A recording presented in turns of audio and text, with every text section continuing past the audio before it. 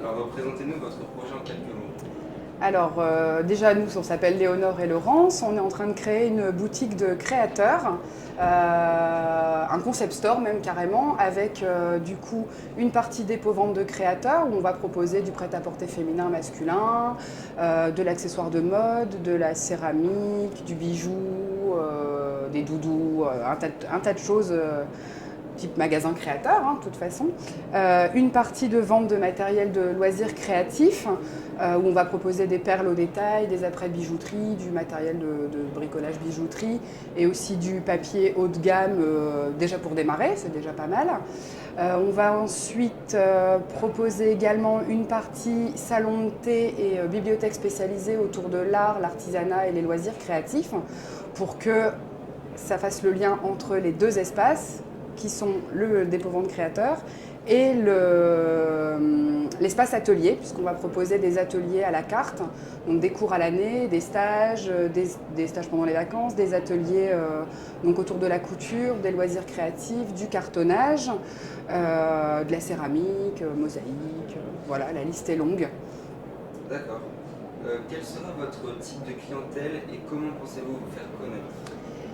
Alors, au niveau de la clientèle, on cible évidemment un public essentiellement féminin, puisque les ateliers couture, etc., sont souvent plus fréquentés par les femmes que par les hommes, a priori. On vise un public qui va de l'adolescente jusqu'aux personnes âgées, puisque on va ouvrir, en plus de ce qu'on propose là, la possibilité de privatiser le lieu, pardon, pour proposer des enterrements de vie de jeunes filles, des soirées tricot, des goûters d'anniversaire pour les adolescentes et ce genre de choses. D'accord. Qui sont vos concurrents et qu'est-ce qui vous différencie d'eux?